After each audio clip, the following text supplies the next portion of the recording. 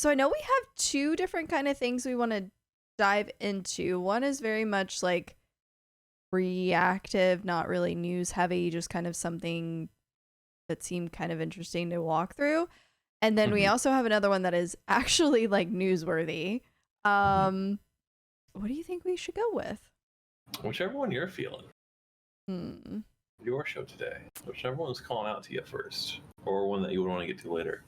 I think we'll start with the newsworthy one. Okay. It's the first 7 minutes roughly. Okay. Yeah, and the hiring notice reactions. Yeah, after that part. Okay.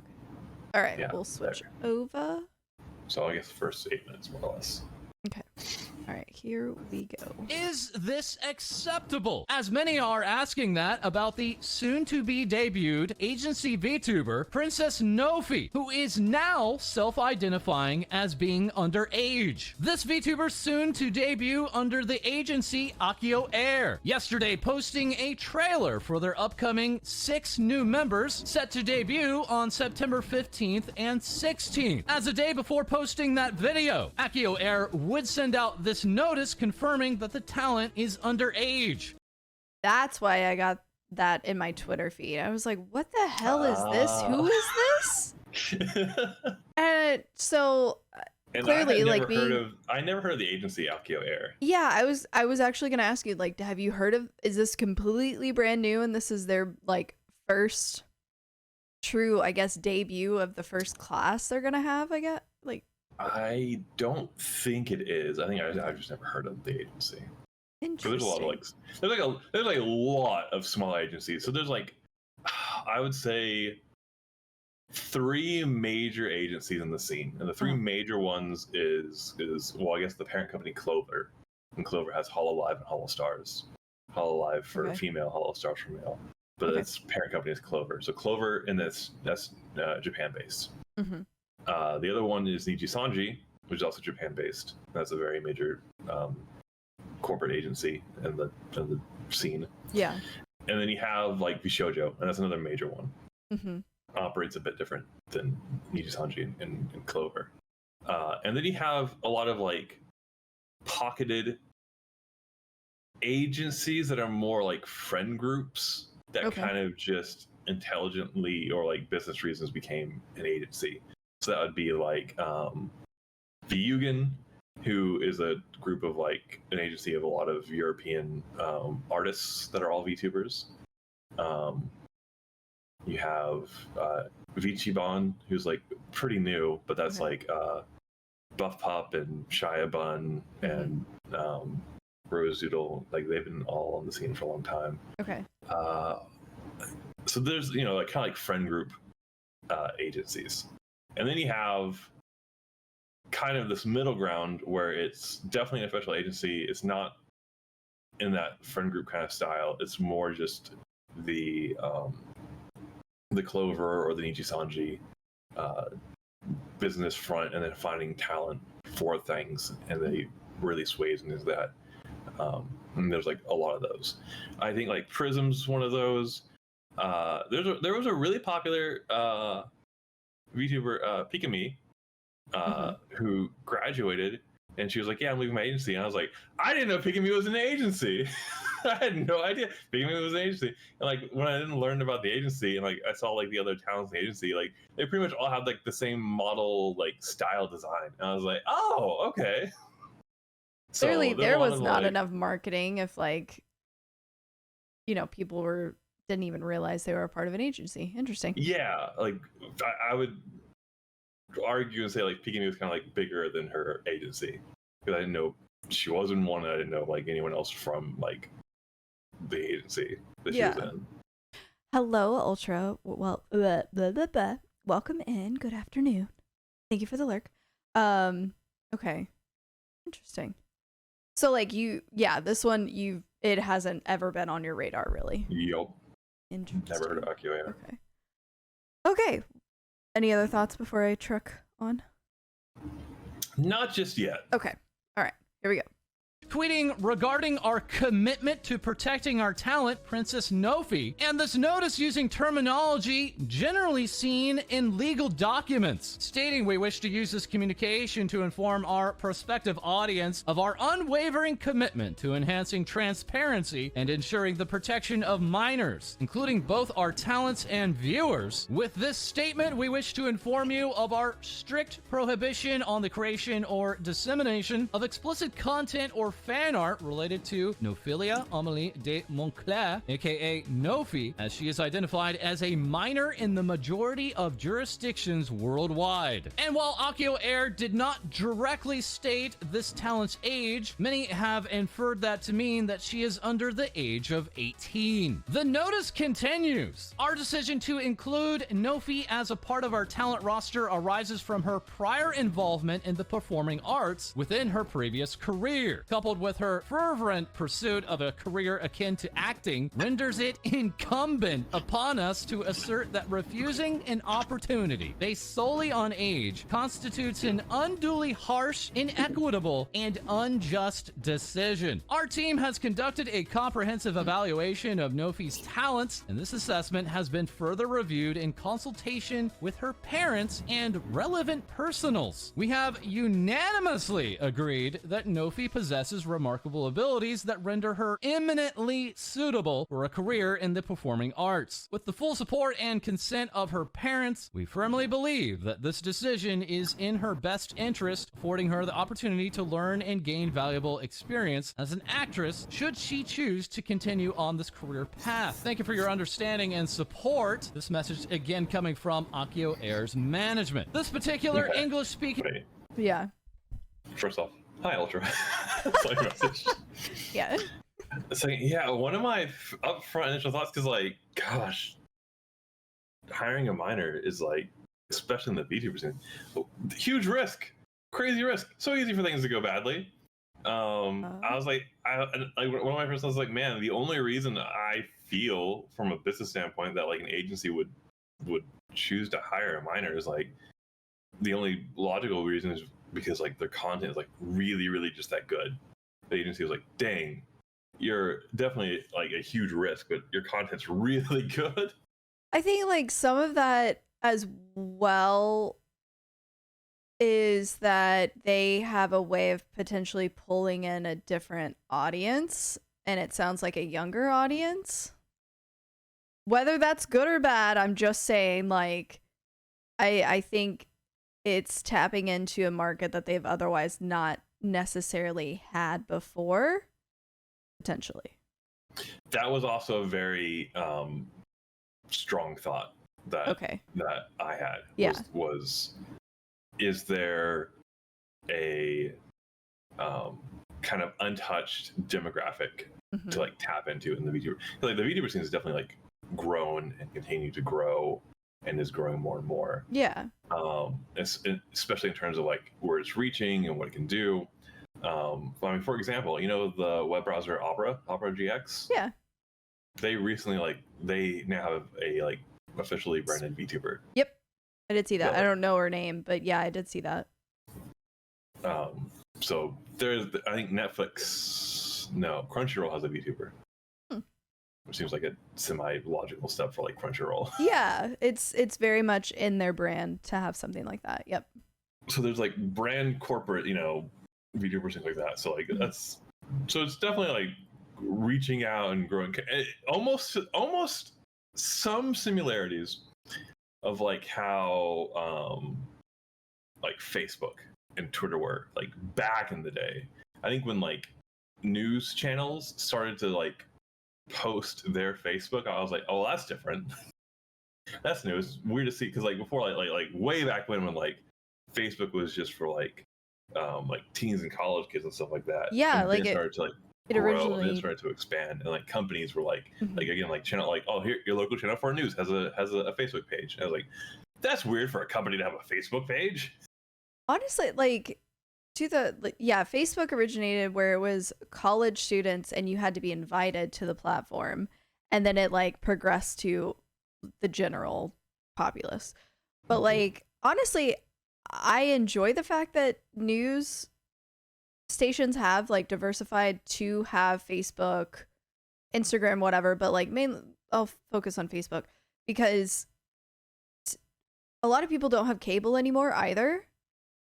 So like, yeah, you can switch to your cable channels on your TV for those purposes. Yeah. But you know, when we have like bad storms and things like that, they're normally live on Facebook because it's easier to tap into that base, if you will, for people that are following the news and things like that. So like if it's a heavy hitting story or, you know, weather related, like severe weather related, that's where I'm normally going. I don't care to like turn on my TV and do all that because like now I'm stuck at the TV. I'd rather just be on my phone. Very much side tangent, but I get like, honestly, it's way more convenient to deal with Facebook as opposed to the freaking TV or whatever. So anyways. Yeah. So that had been a noticeable transition. Yeah. From how it kind of started out. And I've been seeing kind of the same thing with the VTubing space, like again, like Opera and Crunchyroll. Yeah, Crunchyroll. I was like, that's the second one I said. It was Crunchyroll. Yeah, I didn't know you know, that shit, one. man. If in the future Wendy's gets a VTuber, Dude, that'd be funny. Bring Wendy to life, please. Or McDonald's if they actually made the VTubers of the original. Like, could you imagine having shit, what's his face? The purple Grimace. Could you imagine Grimace being a VTuber? It'd be crazy. That would be. Wild. So yeah, to the same meta point of like, is there a demographic that's not being reached to that like is best facilitated by this hire? That's possible. Yeah, because I guess whenever they mention, that'll be my model, Grimace. that's Hamburglar. The Hamburglar, yes. So whenever they mention her, you know, growing as an actress or like if she continues down this career path, it's one of those like, I mean, you have Hollywood, they have young actresses that are like underage because like Disney and Nickelodeon exist. But I think on some level that I guess I'm going to say type of actress because there is definitely an acting element to being a VTuber. If you're playing into your lore and things like that, but my observation is the actresses that are of the Hollywood IRL Disney makeup, if you will, there's a different kind of shield that I don't know VTubers get because VTubers are more easily accessible to their audience because of the streaming factor. Yes. Yep. Like you still have the element of social media exists for both. They like you being out and seeing your fans. On one degree, it's IRL with these Disney type actresses that they see their fans in that aspect. Social media still affects them, yes, all that stuff. But like when being a VTuber, you were like when you were performing, it is to that general audience, if you will. So like your viewers and chat, and they can live. more easily affect you. Yeah. Anyways. Yeah, no, right? Like that's fair. I thought like parallels to like child actresses that exist. Yeah. So having the same thing. And Twitch, God, I want to say like Twitch has an age requirement to be a streamer. And I want to say it's either 13 or 15, one of the two, probably 15. I hope of the two. You know, while you're cooking, I'm gonna look that up. So just to stream on Twitch, there's a minimum age requirement. So it's a situation.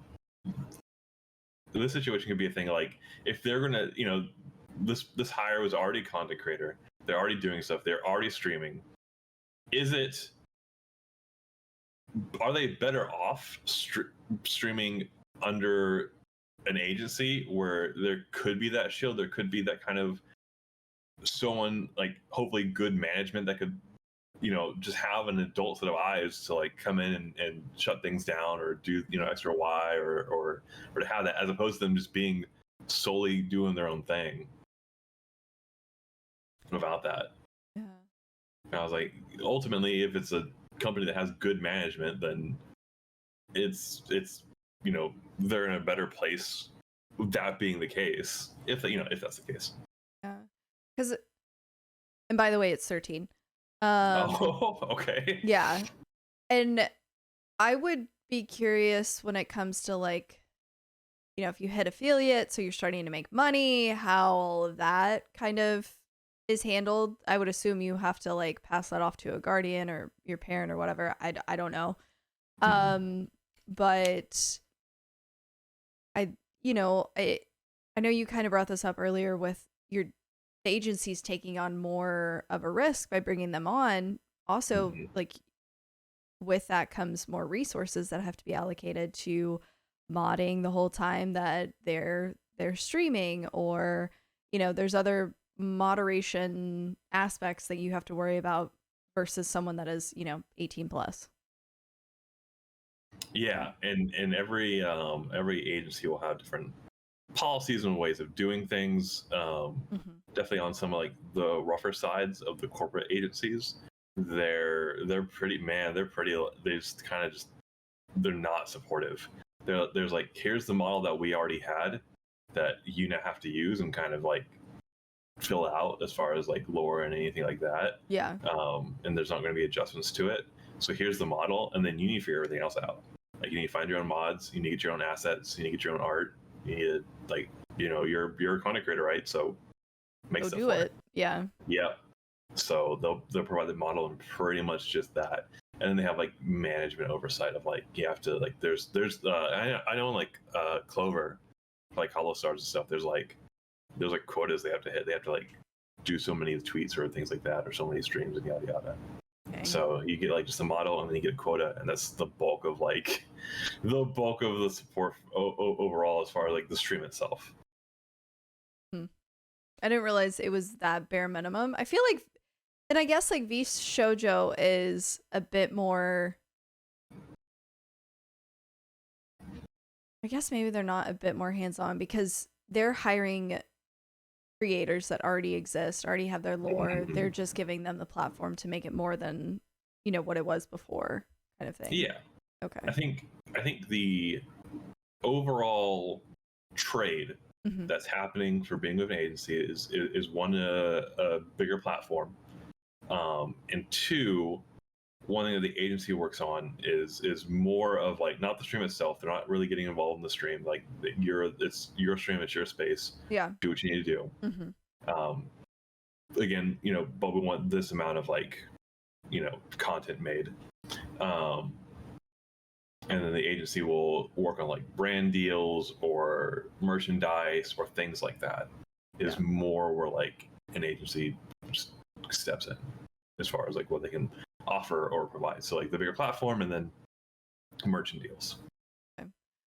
And I think to some element maybe a little bit of like progressing their lore too, especially if like with V Shoujo, when they just introduced the latest member, there was lore added into it to kind of make it the cohesive space of while these VTubers are like existing with one another. Oh, that's neat. Are you talking about Giga? I think so. I know she that was the latest one. Yeah, I wasn't. And shocked. I saw the teasers and things like that. So, I follow Mouse, so. I also saw the teasers, and I was talking, Zara and I were talking about like who could be, and we had a few really good guesses, and then it ended up being Giga, and we're like, oh, okay, which is fine. Like, Giga has been good friends with Zentreya and Haruka. Like, they've been like a trio, for like maybe a couple years now. So like her joining wasn't like a crazy shock. Yeah. As opposed to like some of the other guesses that we had. Shall we continue? Yeesh. Okay.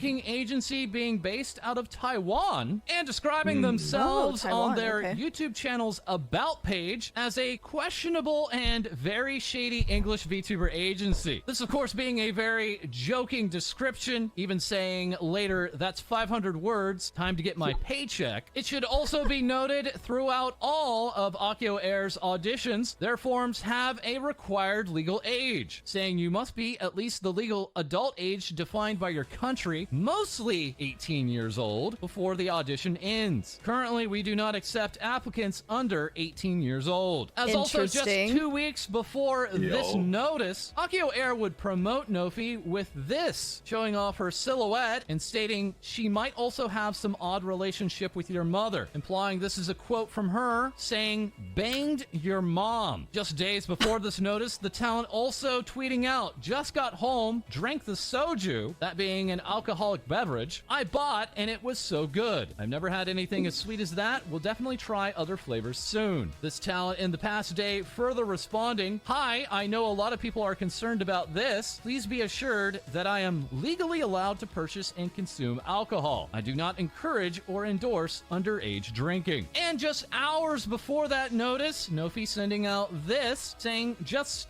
stop being horny." This particular talent apparently very aware of the VTuber scene and the social media it uses, saying, "Every day is just another reminder of how I cannot scroll through Twitter in public ever." As also Dude, that's fair debuting across the alongside board. Nofi is Akio Air's Vixie Gray, tweeting out "my personality in one image" and marking this as sensitive content. This image then apparently showing off that her model can make her shirt transparent, thereby showing off her bra. Showing off that feature in another promo image and saying, "Man, these clothes are getting a little tight." This talent also going on to retweet this image today, wherein her character is pulling down her shirt to show more of her bra. As also debuting alongside this underage talent is Tara, tweeting out after that notice by Akio Air, saying, "I want to show off my boa, but my tits are too distracting for it to be normal and not sexy." Many now reacting and wondering if that behavior will be the same around this underage talent, or if it is fair to the other 5 talents debuting, and wondering if they will now be expected to censor themselves. This notice by Akio Air receiving nearly... Yeah. It is. Yeah. That's a lot. Yeah. Yep. And they never, okay, so they never specify how young Nofi Correct. is. Yep. Okay. Just that she is a minor. But she's legal to drink. Yep. Okay. Yep. And that's what I was trying to remember. So it's a agency in Taiwan, which it's not a huge factor. I just couldn't remember like Where they were. So, yeah. Yeah. I do like the Captain America who that person retweeted. So you hired a kid to your video racist. It's like, yeah, but it's true too, because like I know we talked about parallels of like, you know, child actors and that's a thing and that exists and it can be problematic for sure. It can also not be problematic, but you know, it can definitely go either way. It's definitely like risky regardless. Yeah. But that parallel, I think, definitely ends when you add the context of like just the general VTuber scene, which is in large a fairly just adult scene, a fairly 18 plus scene, not exclusively, but I would say. And a lot of, like, on top of that, I'd say, like, there's a lot of sussy behavior is probably the best word I could say for the VTuber community, which is not bad at all. But, like, when you throw in something like this, it's kind of like, oh, whoa. Yeah. So they asking the question, like, is it fair to her gen mates that, you know, they're going to debut with her? Like, are they just going to not collab with her? Or are they going to collab with her? Do they have to be, you know, shit? Yeah. And that's one thing that we had asked, because we're like, you know, if you hire a minor, is it because you're trying to like reach a certain demographic, But then when you kind of see the tweets and the behavior, it's like, oh, maybe it's the same demographic that, you know, everyone's already reaching out to. There is one, and it's not like there's definitely like say-so VTubers, right? And there's definitely like, I would say like kid-friendly, minor-friendly, like VTubers. 100%. Yeah. A strong one that comes to mind is like Mango. But they are far and few between. True. Yep. I would definitely agree with that. Mango is, I think, a really, really great example. Let's go find it quick. Oh, she's a bird VTuber, and she's like very sweet and wholesome and say so. And she knows. Oh, Mango. It is Mango. Lol. Oh, that's really funny. I love that. I love that art. Goddamn. Let's see if I can send this to you real quick. Very sweet, very say so. Community is very much that way as well. My understanding, I'm fairly, I don't know for sure. I'm fairly sure she's an adult though. I know she also like hangs out and collaborates with a lot of like older VTubers that have like mature specific content, and when they hang out and interact, like they definitely like they tone it down a lot on like her behalf. That's her Twitter in general. Just one of the tweets that I found. But so like Mango, I would say it would be like a very like kid-friendly VTuber. Yeah, and like the way she's presenting herself, I get wholesome energy. So I know she'll play games like Monster Hunter and just things like that, and do like arts and crafts streams. So okay. And there's another one that's like much smaller, but D raised into her a bit. Weebish. She's a DVD player, but she's very not sus. She makes sure her chat is like in check and things like that. And her model kind of reminds me of Mango. But anyways, like they do exist. It's just it's not as the sussy ones are very crazy, so obviously they get more of the attention. So true. Yeah. Sorry, I also saw this one. It's funny. That's so cute. That's so, I love that. Oh yeah. Very very few and far between. But it doesn't seem like. Oh my god. It doesn't seem like this kid VTuber in question is really in that few and far between category. Yeah. Okay. Anyways, any other thoughts before we continue?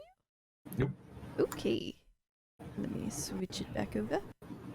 And voila. Nearly 1,000 quote retweets. Some of these comments pointing out that Hololive Japan talents Hachima, aka Akai Hato, and Murasaki Shion were underage when they were hired by Cover Corporation. These hires being done over 5 years ago, and with Cover Corporation now seemingly not continuing on with hiring any further minors. Also reacting was the VTuber Network, a group that has organized the VTuber census in years past, and now tweeting, out of concern for a minor VTuber, we have started a petition to recast or retire Nofi. Talent agency Akio Air has failed to show proper care and protection in handling an underage VTuber talent with their marketing and social media interactions. Here now linking to their petition, other initial reactions pointed out that this talent was not identifying as underage, once again leading to this update in their Twitter bio, reading minor, no NSFW, meaning no, not safe safe for work content. Nofi, a week before this notice, tweeting out, "Hello, my loyal subjects. I want to address my people that Nofi does not want to see any harassment, lewd, or otherwise more explicit comments. I am a pure, say-so, and innocent princess that shall be treated with elegancy and well manner. Beware of management's bonking." Also that same day tweeting, "I found this strange room with this man named Mr. Kitty. He likes Hello Kitty and giving head pats. It's getting late, so I'm going to go to sleep. Good night, Everynyan." Nofi also currently playing Baldur's Gate 3, a mature rated game where characters can go naked. And with Nofi tweeting out, "I'm naked." Oh Further my God. reacting, we have Street Rat VTuber Laurel Live stating, "As someone who was an underage VTuber for over 2 years, I do think minors can be VTubers. However, I worry about a minor in a corporate space with adult coworkers and bosses and the higher expectations put on a corpo VTuber versus an indie. I also question the agency for hiring a minor. Overall, I think there's a huge difference in being an indie versus corporate VTuber. I had total control over what I did, and I just worry about a minor in a corporate space with outside influences on her. Also, I want to make clear that I don't endorse minors being VTubers. The mental strain streaming had on me in the beginning at such a young age alone is not something I would wish on others, and I highly recommend to wait until you are older to start." Other reactions ranging from, "I'm gonna keep it real with..."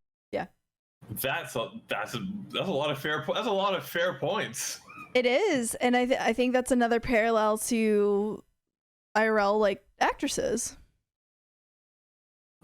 Yeah. Welcome Yeah, in right? for sure. Had no idea there were corporate VTubers. Yeah, that gets into the bigger agencies, right, Barkus? Mm-hmm. That we were talking about. Yeah. Yeah, like I said, I think the big three would be like Clover, which they talked about briefly, where like Clover did hire two that were minors when they first joined, and then Clover just doesn't hire minors anymore. Like, you know, Yeah. we kind of learn things. Like Clover and Nijisanji, like Shoujo, I'd say are like probably the biggest three that I can think of. And there's like a lot of smaller ones past that, like Prism and Vegan. Because I think it really depends on, as far as like the point of no minors in like the corporate VTuber scene. Just because of, I see both points. I see both sides, right? Because it's like, if you're indie, you can just be more exposed in general to things and not know how to handle it and not have like a safety net of sorts. Yeah. As opposed to being in like a company or working for a company. Where again, it super depends on the company, like how helpful they are with that, and every company will be different. So I don't know. I see both sides. I think it just really depends on the company. Yeah, and I think with the indie thing, it kind of goes back to what was her name? Laurel Live. What they were saying in terms of, you know, I had more control as an indie VTuber, but like there was so much more mental strain on it. And I think I guess that's more of like in general, there's more mental strain on streaming. That I think that's another parallel to like IRL actresses to me, in terms of the expectations. You have all these adults around you that say they know best for you and things like that, and you have to deal with the mental strain of dealing with them, dealing with what like your job is meant to be, and then everything else, kind of the reaction to who you are, how you act, and all that kind of stuff. I live under a rock, so this is all new to me.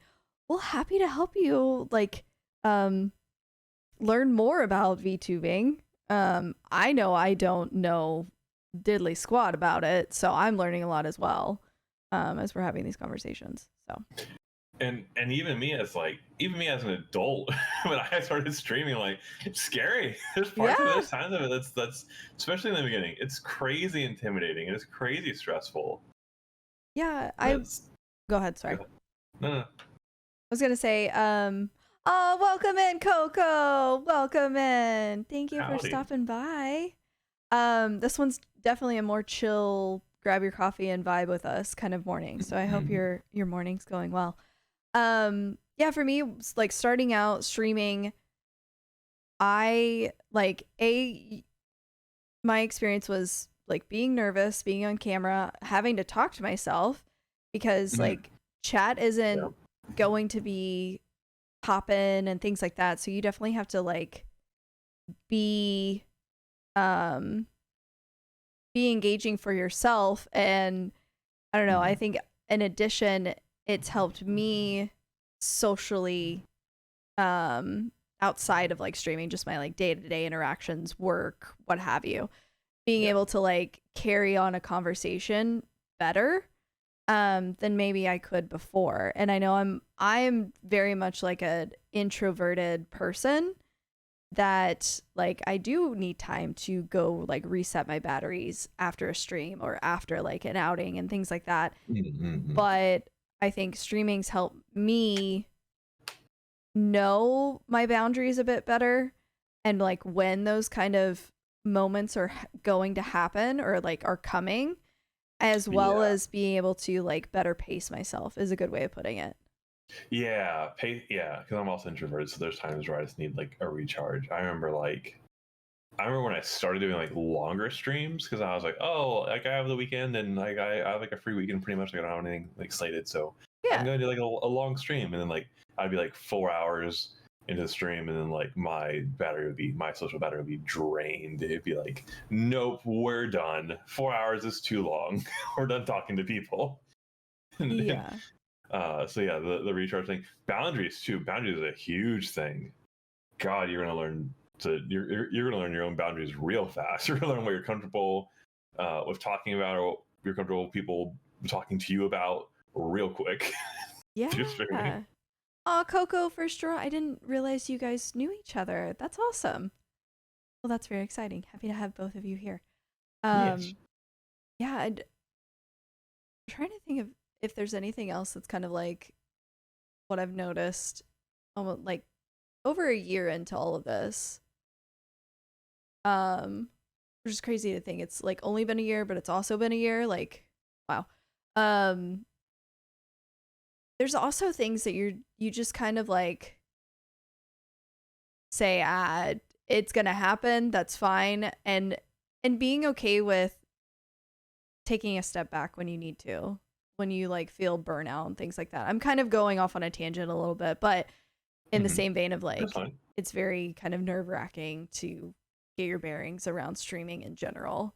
Because I also think there's kind of this outsider view on streamers that it's like, oh, this is an easy thing. Like, why are you doing it? Kind of that questioning defense type of reaction to it. And like, all you're doing is XYZ, but it's like, no, if you're like a VTuber, you have lore behind it. Or if you're a person that enjoys cosplay and you like building these kind of personas that you want to present to your viewers and have a fun experience, like all of that takes time and practice and like confidence to be able to turn around and do all of that. Like VTubing, I get you're behind a camera, you're behind your model. So like, yeah, there's an element of that, but still you have to be comfortable with like what you're doing, how you're acting, things like that in order to portray it in some way. So there's a lot of respect that I have for just like the streaming community in general, because there's a lot of like people skills that you get at the end of the day that outsiders I don't think they even like understand to any sort of degree. Yeah. And I know I was cooking for a minute, but no, you're good. Yeah. I don't know if you have any thoughts on that, Barkus. It's a lot of spinning plates, like if you're actively streaming, because it was kind of like the same of like, because like you and I like dungeon mastered like the session before, right? And I think you'd always been on the player side and on the dungeon master side until that point. And like when you're when you were on the DM side, I think afterward you were like tired and you're like a little exhausted because it's a lot, because it's a lot to juggle, it's a lot to manage, it's a lot to keep up with. Again, like it's just like a lot of spinning plates. So it's not like just like there's a camera on and you're playing a video game and like you react to chat every now and then. Like that's a crazy understatement of like a lot of like if you have like scuff, if you have an issue, if we talked to you too about when you set up a stream and you get everything put together. Mm-hmm. It's not like 2 or 4 major things you have to go and do. It's like 50 small things. Yeah. And if you have like an issue of one of those things, it's like, oh boy, you have to go under the hood and figure all that out. And it's it's heaven forbid you have to deal with an update and like your backup is 2 to 3 months old and you lose half the shit that you've already like added in or made or whatever. Oh my god, yeah. Unfortunately, I recently did that, completely unplugged from all Discords and was off X for a while. Yeah, man, Sometimes I had that. you gotta do that, yeah. I had that, man. There was a time where like so much, it kind of sways back and forth. But there was like 2 or 3 weeks where like Twitter was just a really negative, argumentative space on my feed, and it was like that for like 2 or 3 weeks. And like I noticed it affecting me. I noticed like I became more argumentative, and like I was more snappy. And I was almost looking for fights in some places. Yeah. And I was like, whoa, that's not. I'm not happy about that. And so I was like, what's happening? I was like, oh yeah. You know what? Twitter's been pretty fucking negative and awful lately. Maybe I should just unplug and take a step back and just not be there for a while. And that was very helpful. That was very, very helpful. Yeah. I'm gonna move don't mind me, I'm just kind of tinkering with my shit over here. Speaking of scuff. Anyways, continue. Some people have completely different streamer personality. Yeah. For a lot of people, streaming can just be an escape. Yeah. You know, especially even more so in the VTuber scene, especially in like the LewdTuber scene. I know I've been on Twitter and I've seen people talk about that where they're like, they do like a lot of lewd and sussy kind of stuff on stream, and they'll say that they'll be like, hey, I do like a regular 9-to-5 desk job where I'm in meetings and things like that, and it's very prim and it's very proper and it's very business professional standards. Yeah, very buttoned up. Yeah, and this kind of behavior and this kind of culture is expected, and that's very it's very stifling for them, and they really just don't like that. But they love, I guess, like the nature of the work, and it pays really well. So it's like they're there, so they might not super enjoy the environment, but it's a professional environment, so a lot of that is going to be kind of hard to escape. And then VTubing or even streaming can be an escape where they can let a lot of that out, vent a lot of that stuff out, and show a side of themselves that is them, but they just normally do not get to act that way in like public or at work. Yeah. Rocky, welcome in. Hello. Coco's here too. I got some superstars in chat. Welcome in. Yeah, and I'd say sorry, I totally blanked on that. Talking about yeah, streaming and personalities can be different. Yeah, I know a lot of my day-to-day, like IRL personality comes out in my streams, but I know I'm way more hype than I generally am in real life. I'm much more like consistent, I guess, like just go with the flow situations IRL versus I know I can expend more energy, and I enjoy that kind of aspect in streaming, and I get to be a nerd or cosplay how I want to or do the things that I want to otherwise, that I don't necessarily get maybe that fulfillment in my day-to-day job or things like that. So yeah, I definitely echo all that. Yeah. I agree. We all want to be happy little streamers. We do. We want to have our fun.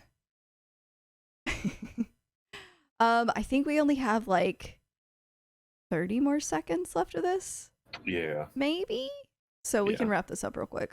Alone is not something I would wish on others, and I highly recommend to wait until you are older to start. Other reactions ranging from, I'ma keep it real with you, Chief, saying, quote, please don't draw of a minor is not going to stop people from drawing of a minor. Others making comparisons to child actors. There it Psycho is. here saying, it's safe, there have been many child actors before. Reminder, their parents actively, quote-unquote, supported a childhood acting career. Spliffy also reacting, your language feels like you're embellishing the details here to distract from the obvious fact that hiring a minor to operate and interact within a space that is mostly full of adults is very irresponsible. The VTuber space also having tap. Sorry. Thank you so much for the gifted sub. Oh, Jesus. D, what are you doing? Barbara Streisand. Sorry. Thank you for the gifted sub, D. We even hit our goal. 19 gifted subs. Holy crap. Thank you, thank you.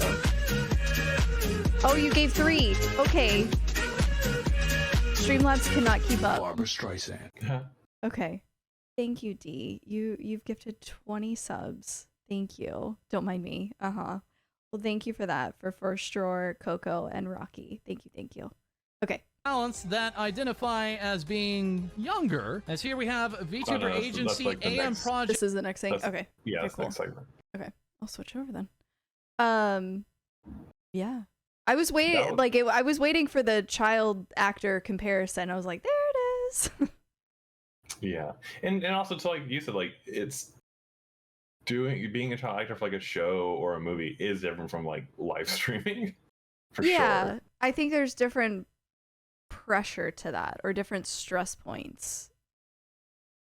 I But- did see a tweet today from the agency where they were like, well, after some feedback, we're gonna, the agency itself is gonna like monitor their tweets and things like that. I the last point that they bring up, like, I mean, everyone enjoys their fan art, things like that. It's not like it's gonna be difficult for them to monitor something to that magnitude. Mm-hmm. And it's not necessarily always going to be on Twitter. Like, you have Reddit and other forums. So, when is her premiere? Is she already like debuted on as like a VTuber part of that agency? I don't think it's. I want to say it's later this month. Let me see. Okay. Fan art, yes, but knowing it's a minor, yeah. You need people to actively delete this stuff from the internet. Yeah, it's going through and scrubbing the internet. But that kind of goes back to like the agency is signing themselves up for this by adding this individual. Therefore, they need to know that they have the resources available to handle situations like that, because they're gonna happen, unfortunately. Like, doesn't make them right at all, but yeah. Are you looking up her debut and all that? Yeah, I'm trying to find her name. Oh, there it is. Thank you.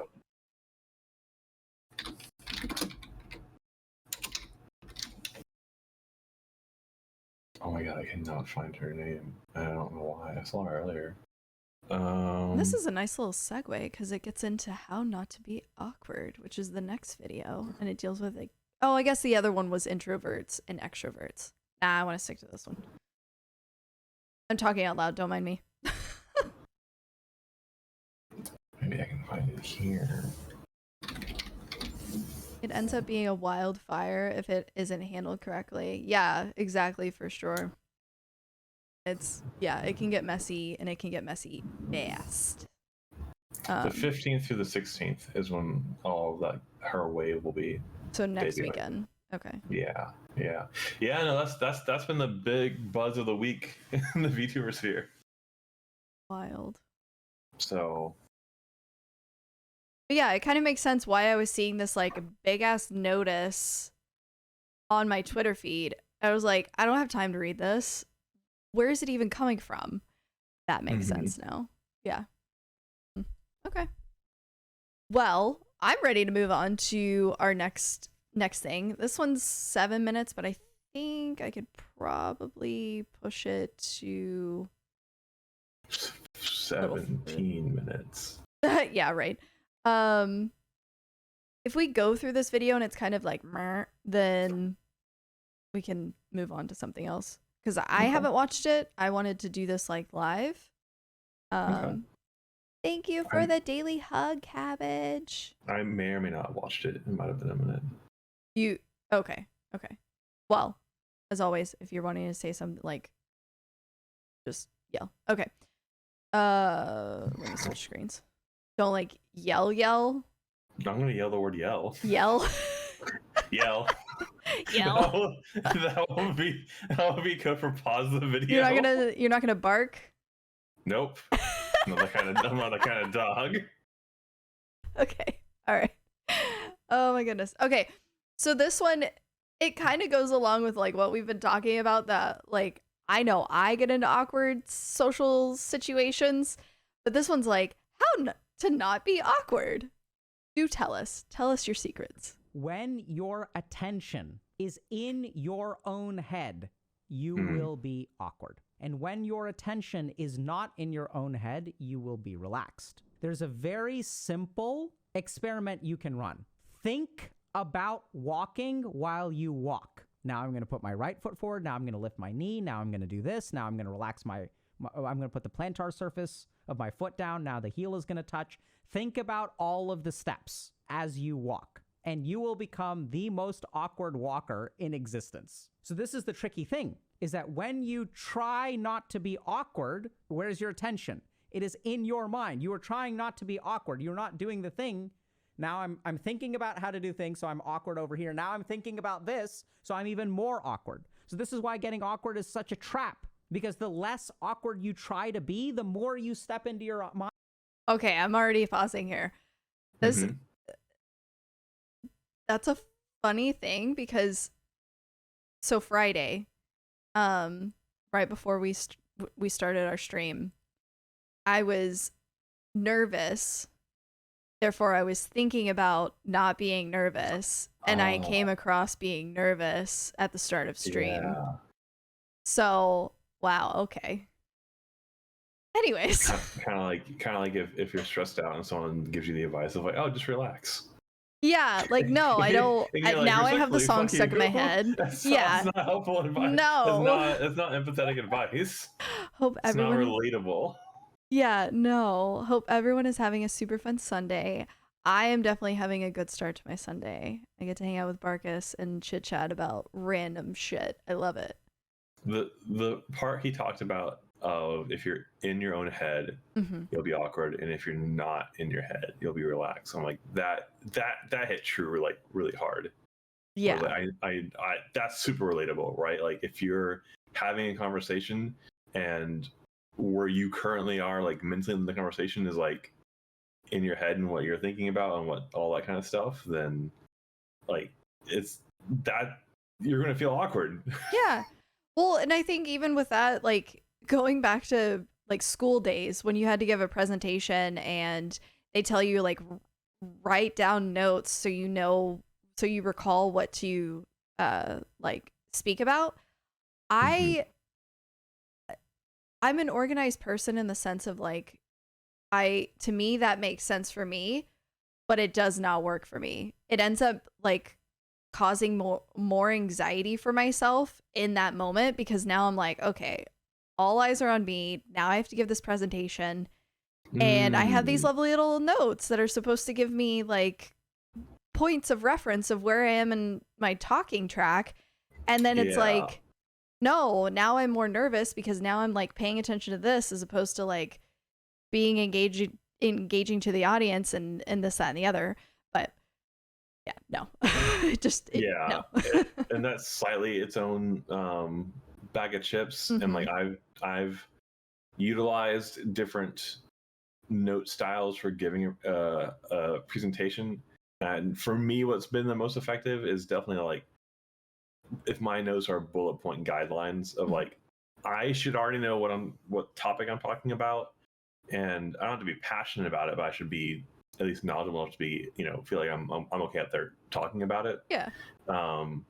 So that like, it's ideal if I'm getting into like almost kind of like a flow state talking about it. Mm-hmm. And then the notes are just guidelines of like, did I leave anything out? Yeah. They're like, oh yeah, there's that bullet point, and I already know about this bullet point, so now I'm going to just pop off and go on about this bullet point. To have them as kind of like bumper rails as notes has been the most effective. The one that's not effective is like just having like a whole like speech written out, and I'm just reading off a piece of paper. That's not. I know, Yes. like, for some people, that is the way that they can get through it. Mhm. And being able to talk in front of a ton of people, I get, like, that's how you can focus.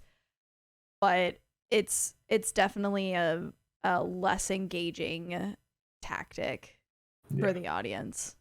So, but yeah. All right. Counterproductive is the next part. Fine, and the more awkward you become. It's like, oh my God, there's a fire here. Quick, someone grab some gasoline and pour the gasoline on top. Let's put out the fire because liquid puts out fire, right? You do the very thing that makes you awkward. No. And that's how you end up with this lose-lose situation. You think that, okay, if I'm quiet, I will not be awkward. Or if I talk, I will not be awkward. No, the awkwardness is within you. So no matter what you do, Great. you will be awkward. But I'm this screwed. is the really cool thing.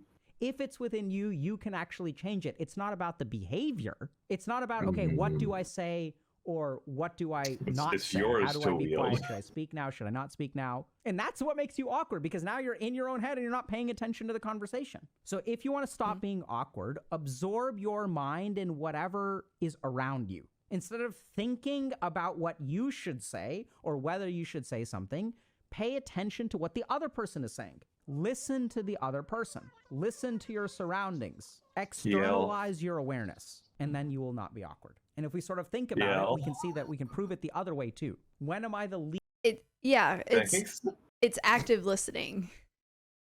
That's like what it is just actively listening to another person, which you think you're doing, but in a lot of times you're still in your head and you don't realize it. Yeah, and you can also be in a spot where you're having a conversation, and the only thing in the conversation is like you're waiting for them to stop talking so you can say your next point. Yes. That happens to me all the time. And I'm like, and depending on the conversation, I'm like, no, you need to be paying attention to what they're saying. Yeah. Yeah. I think it's great to have that excitement that you have so much to say about the topic, but ultimately it's not a great place to be. Yeah. I think if you're commonly in that place, you should take steps to find ways for it to be a dialogue, for it to be more 50-50 or more like, you know,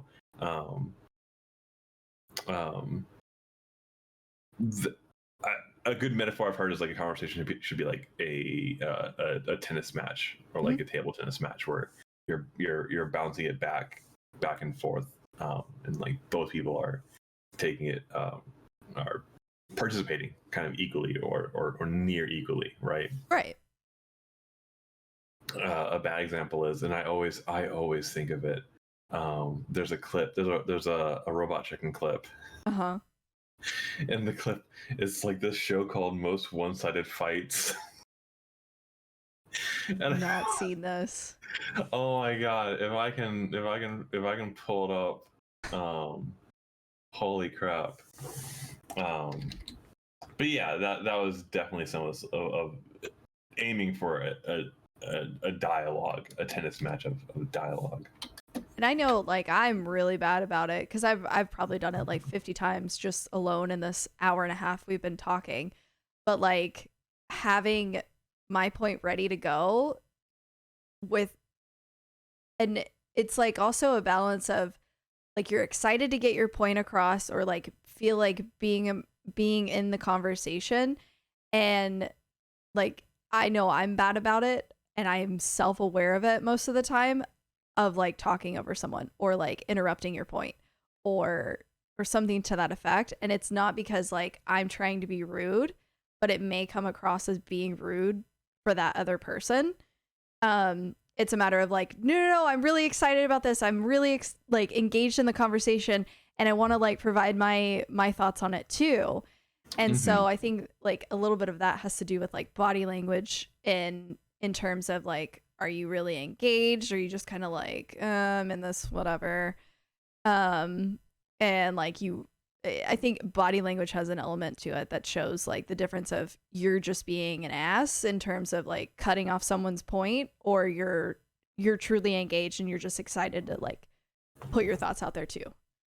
Yeah, I super agree with that. And like I said, like in the most optimistic point of view, if you're in a spot where you're just waiting for them to stop talking so you can say your point, Yeah.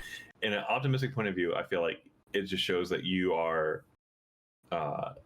really excited and passionate about whatever is being discussed, and you have a lot to say about it, and you just kind of want to just pop off and say that. Yeah. I think that makes you a bad conversationalist for sure.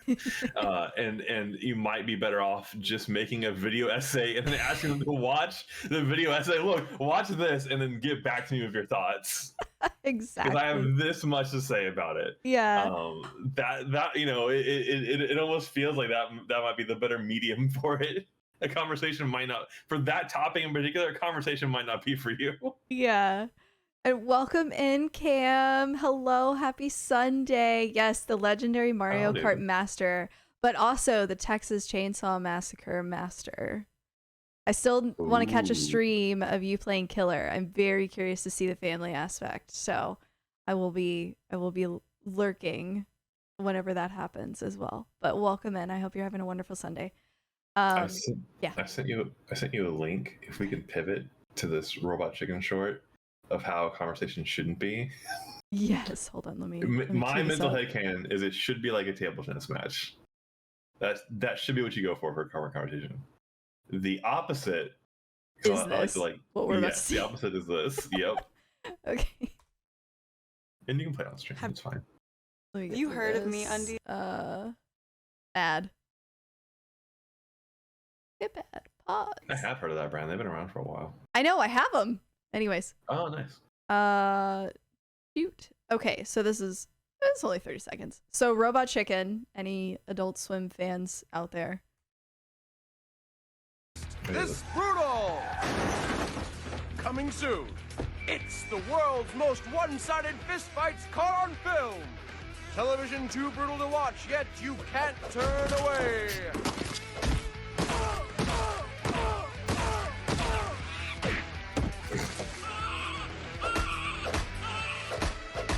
Oh my god. Thursdays at 8 p.m. It's the world's most one-sided fistfights caught on film. That last one lives in my head rent free. Oh that my last one lives in God. my head rent free. So if you're in a if you're metaphorically, if you're in a conversation and you are in either side of that, that's not great. No. You are literally beating someone to a pulp with your points, and they just have to take it. Yeah. It's not a great conversation. Oh my god. So whether you're the one getting beat up or whether the one you're beating up to that like one side to a degree, not great.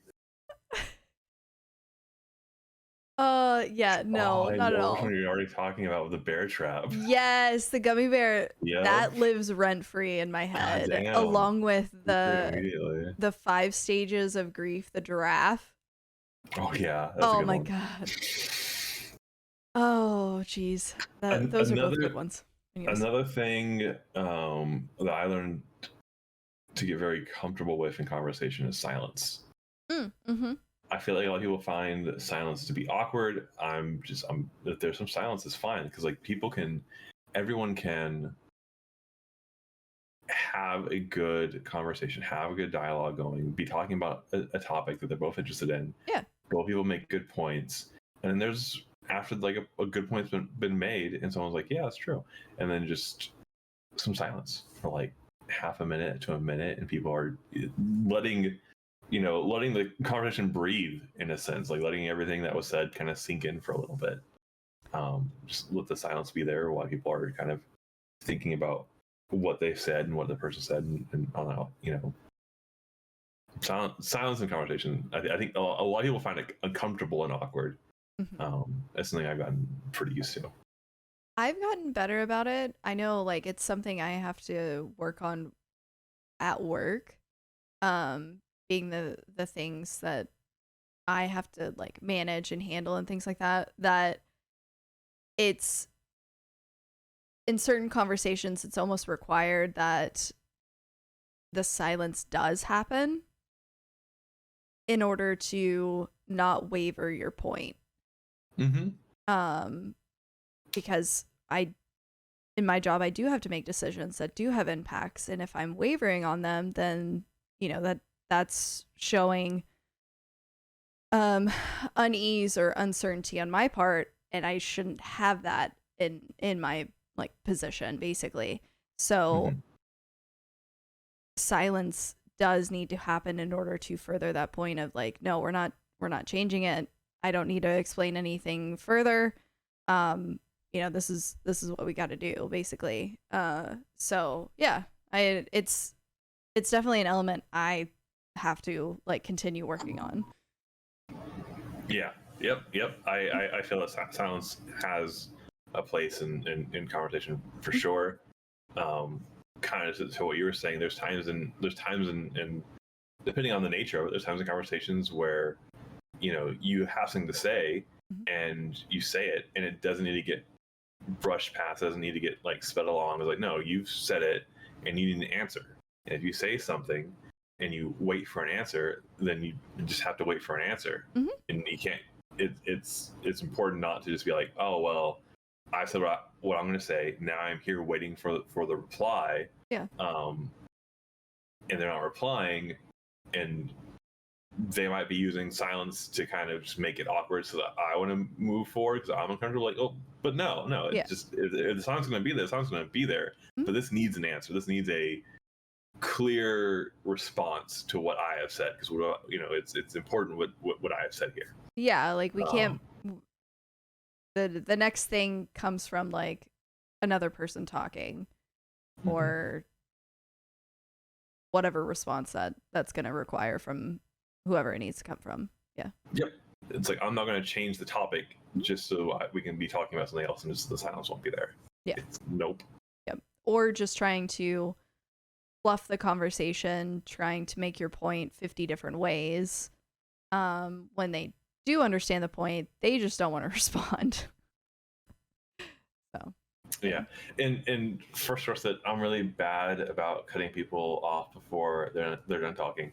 I, in kind of a similar vein, do definitely still struggle with a situation of like, if it's a conversation with like multiple people, like let's say a conversation with like 4 people, and everyone's talking about a topic, and you're trying to find a way to get like your word in, or say like one thing, or maybe have like a really funny joke. And if you wait too long, then the window passes, right? Like jokes and conversations has a expiration date for sure. Yeah. And if you can't get your word in, then it just kind of goes by, and then you're like, dang, and then that's a nice, easy, bad way to get in your head real fast. So I do struggle with like trying to find a way. It's tricky with like a conversation of like 4 people plus to get a word in edgewise sometimes, and because I don't want to cut people off. But if I don't say anything, they just kind of keep going. And so I struggle trying to find a polite or acceptable way to like jump in. And furthering that, sometimes like in group settings, sometimes you do have situations where there's like 1, maybe 2 people that dominate the conversation. And so it's also one of those, you stay quiet because you don't want to interrupt the person, but the other person is not like shutting up, for lack of better words, the whole time. So it's like, now you're coming across as someone that's just quiet, not interested in the conversation, when in fact it's like, no, I can't get a point in because that puts you in that one-sided fight situation, doesn't it? Right? It does. I know. That's why I said like no matter what side of that one-sided fight you're on, that's just not a great place to be in. Yep. My brain condition makes me forget easy, so I kind of blurt it out before I forget, but I feel bad doing it. I mean, I I definitely forget my points. I mean, I've forgotten my point. It's a couple of times here where it's just like squirrel moments where I'm fast tracked on this and then something catches my attention. I come back and I'm like, what the fuck was I about to say? Like, what? So Yeah. I definitely have moments like that too. Yeah. And it's I think super acceptable to just say that in a conversation. Like if you've made like a bit of a thing to like try and say something and now like the floor is yours and then you just thought leaves you. You're just like, oh, I didn't think I'd get this far. then it's super fun. Like, I lost it. I lost a train of thought. I'm sorry. Please go ahead and if I remember, then I'll chime back in. Like that's I think a really good way to navigate that. Yep. Welcome in, Apple. Thank you for your daily hug. And then for sure, your first daily hug. Thank you. I don't think I have anything else at the moment past what we've just talked about. Okay. All right. We'll continue. Least awkward when I'm absorbed in something. Like if I get into bed at night and I grab a nice cool pillow and I lay down and I'm like, man, this feels amazing. I'm not thinking about, okay, how can I feel more comfortable? Is this comfortable enough? Is this not comfortable enough? If my attention is on the pillow and on the bed, I will feel relaxed and it'll feel good. And this is why people stay so awkward, is because everyone is like, what do I do? It is not about doing, it is about where your attention is. And so people go looking for solutions, but any solution you try, your mind is still thinking about, okay, I should do this, I should do this, I should do this, I should do this. Your mind is pointing in the wrong way, so you end up being awkward. And then what happens is we end up feeling hopeless because I tried this and I tried this and I tried this and I watched this video and I paid for this course and this pickup artist told me to do this. But the whole time, all that crap doesn't work because your mind is still focused here. And even for the stuff that does work, what do they successfully help you do? Externalize your mind. Focus externally. That's all it takes. Still got no social skills, even when I don't think about myself. I mean, I'm sure that's true to a certain extent. I mean, I think you've got some social skills. Y'all are doing great over here. And then if you guys want more practical advice, so if you're paying attention to a conversation and you're trying to figure out how do I jump in, body language is really good. So I'll show y'all. This feels fucking awkward until you practice it. But well, you just go like this. Yeah. I haven't even watched this video. The other thing Can you we can pause? is, hey, can I jump in for a second? Darn. That's good practical advice. That's real rough in a Discord call. Oh God, yeah. Unless your cam is on, nope. Damn. He was all like, here's that thing that like Barker said he struggled with. I'm like, yeah, you have my foot. God damn it. Dang it. Oh man, a cool pillow. A cool pillow definitely makes a difference when trying to fall asleep or get back to sleep. Anyways, so like cool pillow, sleep topic, things like that. Kind of tangent, but I think it's an element of like your brain is on. But I struggle with this in a different aspect that's not like social, but when falling asleep, it's getting the brain to like turn off. And if I get into bed with active random thoughts of like my day, what I have to do for the week, the day tomorrow, whatever, I will not go to sleep. There's no way in hell I'm going to sleep immediately. Versus if I go to bed with the intent of I'm going to sleep and that is the only thing on my mind, almost like I have a white point, like I'm looking at a blank slate, just a white canvas, if you will, of nothing in my brain, and my only focus is to get into bed and to close my eyes and sleep, then I will go to sleep quickly. Caffeine has an issue like that. That's a whole separate issue that just magnifies my mental overload. But yeah, I think that's kind of applicable in this situation too. That's more of what you're doing at the time distracts you from actually accomplishing what you're trying to do, because you're letting all these other thoughts pop in general. But yeah, random thought for me. Absolutely be in your own head.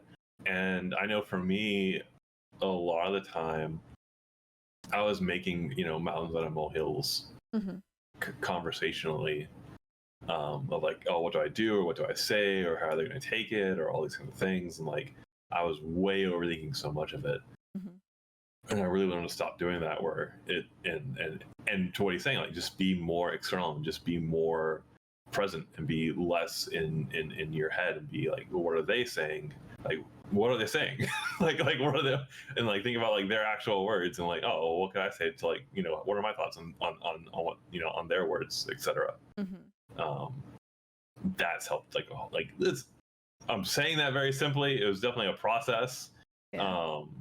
But that definitely helped a whole lot of just to what you were saying, like just active listening. Yeah. There's a couple things in chat. I like being awkward. I have an odd sense of humor. Man, odd sense of humor, you go on different tangents usually when that happens. So I definitely enjoy all varieties of sense of humor, honestly. And that's what my ambience for. Hey, if it helps you sleep, more to you. There is zero way for me to do that. I worry about literally everything, even things I don't need to worry about. My mind defaults to worst case scenario. It's, you know, sometimes it's hard not to think like worst case scenario. I'm definitely like one of those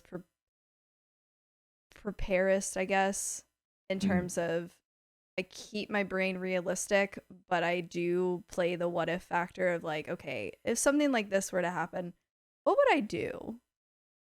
And like that can be an odd territory to go down, obviously, depending on the scenario and things like that, but it's hard not to play kind of the what if game, good or bad, sometimes. I've had the unfortunate advantage of getting to go through some of those what ifs to where and like take things to like a logical bad conclusion of like, oh, let me just cut people out of my life and see what that's like. Yeah. And I've like done so. And now I know what that looks like. So if some of those what ifs ever start, it's less of a what if, it's more like, oh, I know what this looks like. Yeah. I think, and even then, just I'd almost say even if you've done it before, doesn't mean it's going to be the same outcome.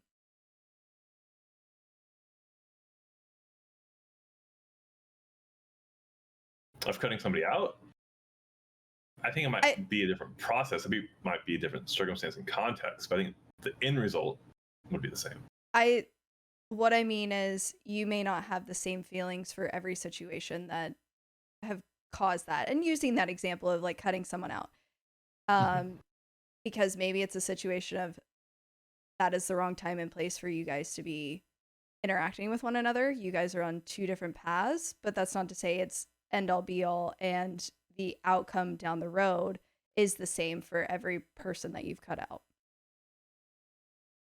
Yeah, that's true. I'll agree. Oh. Hello, Atomic. Welcome in. I would say in the short term, the immediate result's the same. In the long term, that might not be true. Yeah. I can agree with that. The process to get there is going to be different relationship to relationship. True. Because you have different factors that led you to, does this person need to be in my life still? Yeah, and it can be amicable, it could be non-amicable, it could be, you know, one side or the other, so for sure. Yeah. Yeah. Okay. Let's carry on. I think we're about halfway through. This reminds me of ... So you just signal to them, hey, I'm jumping in. Use body language, right? And then they'll stop. It's really bizarre. It's like there's some fucking Jedi mind trick at play. You can even interrupt someone, but when you interrupt someone, if you're afraid of interrupting, because here's what happens, right? So there's like some awkward, there's like, they say a sentence and there's a pause, but the pause isn't long enough for you to jump in. So they don't wait for you to speak, so you're not sure if you're supposed to speak. They're just taking a breath. Yeah. And they start speaking at the same time.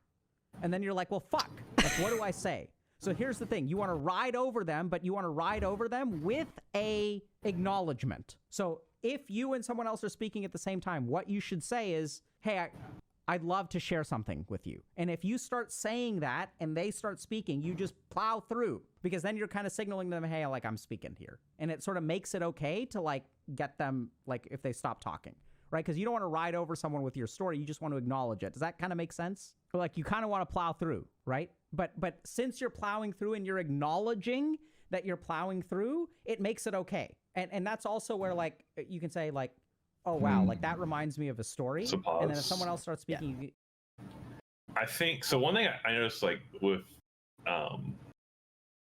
like us and a lot of other people that we speak to, in terms of like conversation and like cutting off, there'll be those small gaps, and then both people start talking at the same time, and then like a very real example, and like you and I have done like this, this stream where we'll both say, "Oh no, go ahead." Yeah.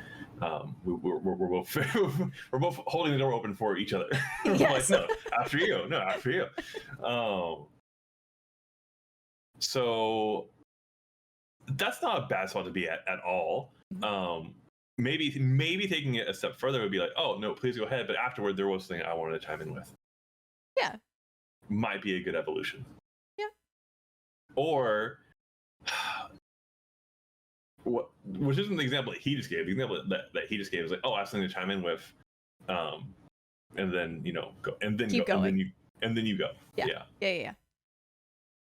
Which I see the thing of like, if the other person goes and then they talk about something new, and it shifts away from what you're going to do, that could be a whole thing. I think at the end of the day, it's better. I like the evolution of like, oh no, please go ahead, but then there's something I want to chime in with. Yeah, but on the flip side is like, is that other person socially recognizing that's something they could be saying, or are they just not paying attention to, oh no, you go ahead, like what was your point, sorry. Yeah, so I think, again, like us and a lot of folks that we have conversations with are in a great spot, because there is that level of recognition of like, we're having a conversation, we're talking, we're like now we're discussing a specific topic, and we have thoughts and we have things to say, and we're listening to each other. And when we have those moments where we're both start at the same time, we both recognize that both of us have something to say, and we're being crazy polite, and we're both saying like, no, after you.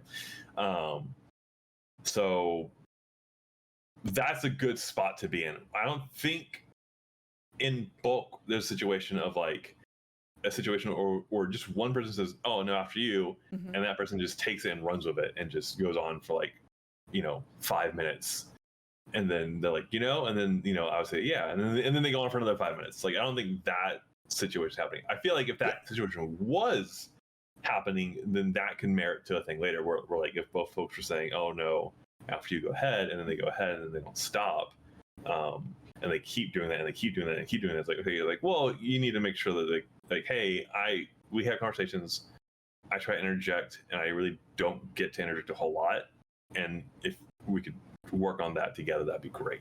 Yeah, I think like if you draw on your point for a lengthy period of time, I know I get like fatigued by trying to like continue the conversation, that it's like I may just let my point go and we move on to the next topic, or I push to the next topic. I know I've definitely done that in some of my conversations where it's like, okay, we've literally beaten this thing to a pulp, whether it's like a group setting talking about it, and it's like, yeah, I have a couple points, honestly they don't matter, moving on, which isn't a great way of handling the conversation either, but I know I've done it. I when I've been in conversations where something's being discussed and it feels like it's gotten to a point where it's just going around in circles, it's or just maybe fatigued. or maybe all parties see all other parties' side, but there still isn't any budging. And again, it's just the conversation itself is just at an exhausted point, and it's just better just to move on. I feel a good way to move on from that would be like, well, we've been at this topic for a while, I think we've all had a lot to think about, and we can probably just reapproach this later after some time, after some space and some thought. I think that acknowledges like, hey, we've all talked, we've all hopefully listened, this is where it's going to go for the day. It's not going to really go anywhere else for the day, but it's not done. And it depends on the topic too, because it's like, well, before I go into my point, thank you for Stror for like saying you like my room, basically. It's definitely a lot of work. No, yeah, of course. Like, of course they're talking about your background, like your room, Barkus. Yeah, all the pretty blue water. Yay. But thank you. Yeah, it's a lot of Joker stuff. But anyways, I think depending on the conversation you're having, if it's more of a debate, a disagreement that merits your point and their point aren't aligning, yeah, I definitely see that being, we've exhausted this conversation, we're not budging on our viewpoints, we need time to think on this before we like reconvene. Yeah, that definitely that makes sense. If we're talking general, like what we've been doing, I think it feels a lot more lighthearted. It's not emotionally charged, I guess is a good way of putting it. Unlike potential like disagreements or debates or whatever. That it's like, okay, we've stated our thoughts on this topic, now we can just like move on. I don't have anything else that is additive to the conversation. I'm trying to think of an example. The only one I can think of is like maybe the discussion about how the anime My Happy Marriage is kind of mid. Yeah, like you think that, I have a different opinion, and we move on. Like, yeah. Okay, good. Yeah. Just trying to think of an example. Yeah, because I think another one that falls into that category that I'm probably gonna get shot at by chat is I never cared to watch Avatar Last Airbender. I have no interest in it. It doesn't look appealing to me. I don't care to watch it. And you are on the flip side of that. Like, why aren't you watching this? You are ridiculous, you know? So, yeah, another example. Yeah, fair. Yeah. Okay, let's truck on. Yes. You can say, like, you can either gesture to them, right? Like, do you want to go first? And they'll gesture to you. So, like, use gestures like hand signals. This is like the martial arts of the HG way, is like the interruption. This is the block. And this is the giving. The block and the giving. And then if I'm gonna start using that. And then you can also go like this if you're like really upset with them. Go ahead, please. The other problem with people who are super socially anxious is they're like, oh my God, I don't know what to say. I don't know what to say. I don't know what to say. This person, when should I start talking? This person is talking so much. Socially anxious people struggle with socially oblivious people. This is what creates your anxiety. The more, like, a socially anxious person is hyper aware, and the socially oblivious person is hypo aware. And these two things fit really together, because if someone is socially aware, they're going to acknowledge, they're going to recognize that, hey, I should stop talking at some point so that this other person can jump in. The problem is that socially anxious people think that they're screwing up, but that's because they're a socially oblivious person you're talking to who doesn't like think about when you should speak. And that a conversation is between two people. So stop beating yourselves up if someone else doesn't know how to talk. And that's something that we don't acknowledge, right? So like right now, when we think about social anxiety, we're like, oh my God, it's a problem in me. Fix me, fix me, fix me. But any social interaction involves two people. And oftentimes socially anxious people grew up with oblivious communicators. You know, so if you want to really reduce your social anxiety, find other people who are like attuned to you. And that's what's really difficult, is sometimes if you get two socially anxious people are so hyper attuned to each other that like that doesn't work out well, right? Because you're like, okay, no, like you talk, no, you talk, you talk, you talk, you talk. And then two socially anxious people are like, they're playing tennis with like, here. Hey, there you go. Ball across the court. Yep. No, you, no, you, no, you, no, you. So the cool thing about social anxiety is if you're like, no youing, at some point someone is like, okay, I will speak. And then you get to speak. And the other person is like, oh, thank God this person spoke. Because now that this person has spoke, I can speak. And I really wanted to speak, but I couldn't speak first. No. Y'all get me? It's so good. Yeah. That's why I feel like we're at like a great spot. Yeah. Because we have that moment of like, oh, no, you. And then one of us will just go first. And then they know that when they're done, there's what we've like formed kind of like a queue of conversation, right? Like we will have a point. I'll just go ahead and say mine, and then I'll stop mine, and then I'll let yours go, and then we just go from there. Yeah.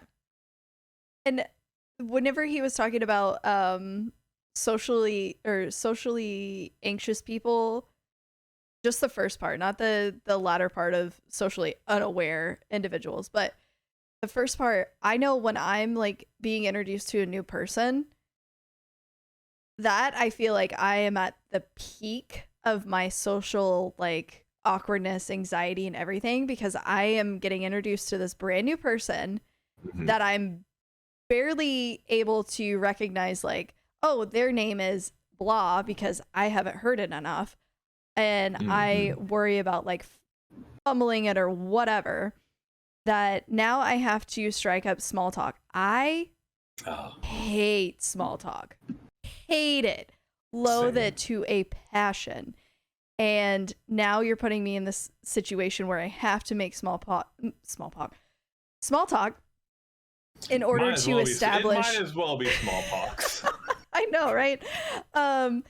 But you're putting him in this situation where I have to make small talk in order to find that like topic that we can be on common grounds with. And sometimes you never get there because like their interests are way off base compared to yours, and you are just like counting down the seconds in which you can leave that conversation. I don't know if you guys have a similar takes on that, but it's one of those like, oh my god, I'm throwing out all these different topics, please latch onto one so we can just have a normal like we can get to a normal conversation and then like progress from there. I have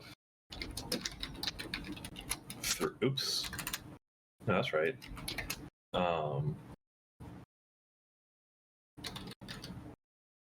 I see you typing, so I'm assuming you're putting up I have three things I want to say to that. Okay. But I also really it's like your little bullet points you're typing up. But I also want to go use the restroom real quick.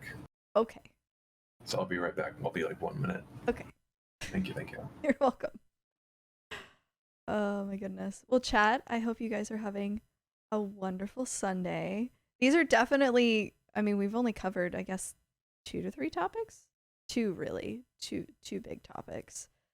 But if this is your first time hanging out with us during Cup of Chatter, this is generally what we do. We talk about whatever we feel like talking about. Some weeks it'll be very anime, gaming heavy.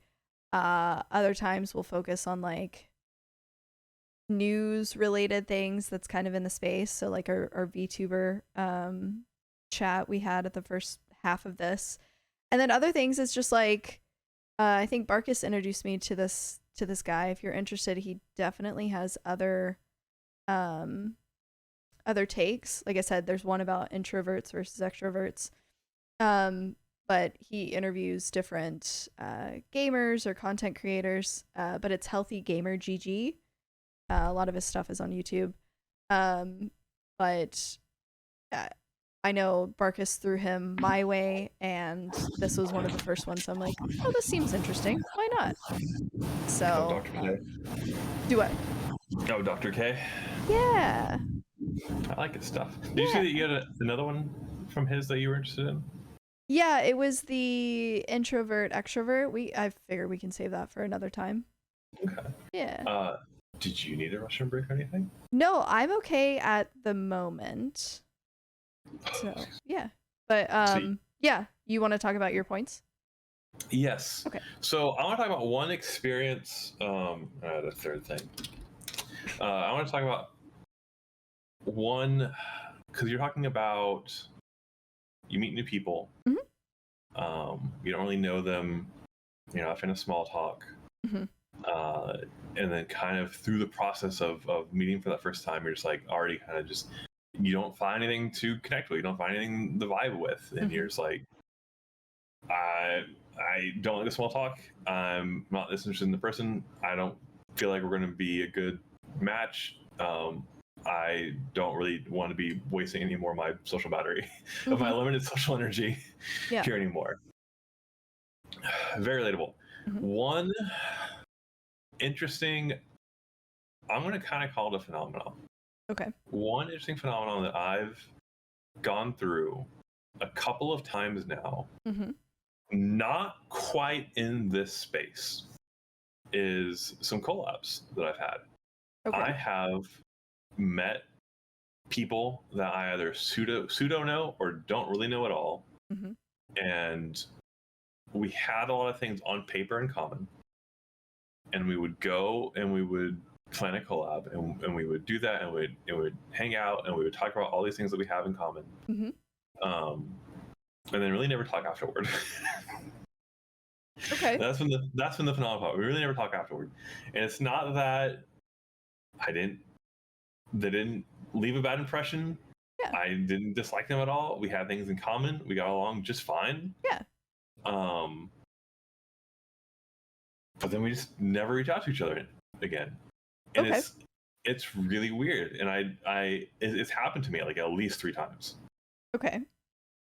And I can see it happening in the future, and I also see it happen with other streamers in like the streamer space, where like they'll hang out and oh wow, it makes a lot of sense for those two to hang out, and they have a nice time, Mm-hmm. and then they just never do anything again.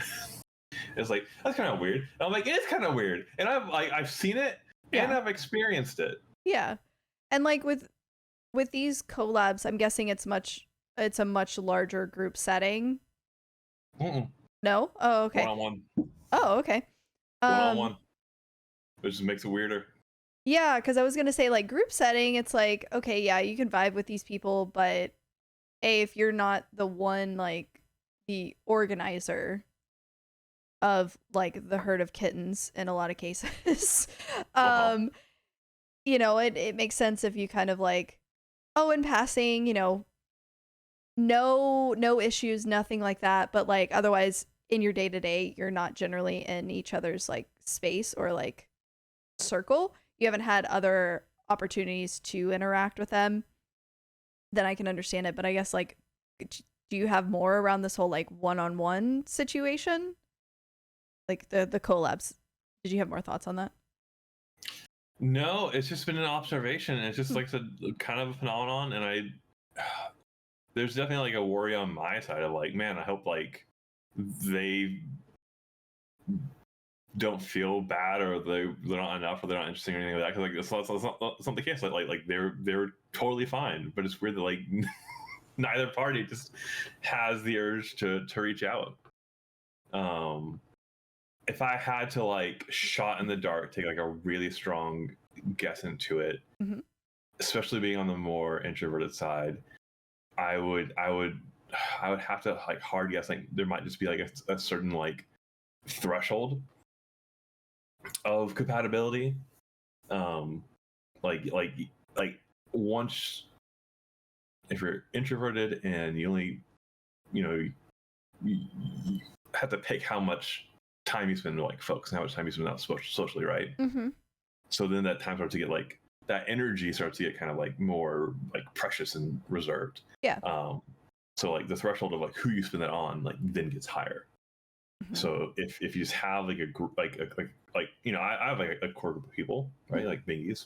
Yeah. And I would say like all my bingy interactions are like 8 or higher. Mm-hmm. And so if I hang out with somebody and they're fine and they're at a 7, which is great and phenomenal, and they're cool one person, but man, like the threshold's like at 8, and it's like it's weird. That would be my shot in the dark analysis of why that goes on.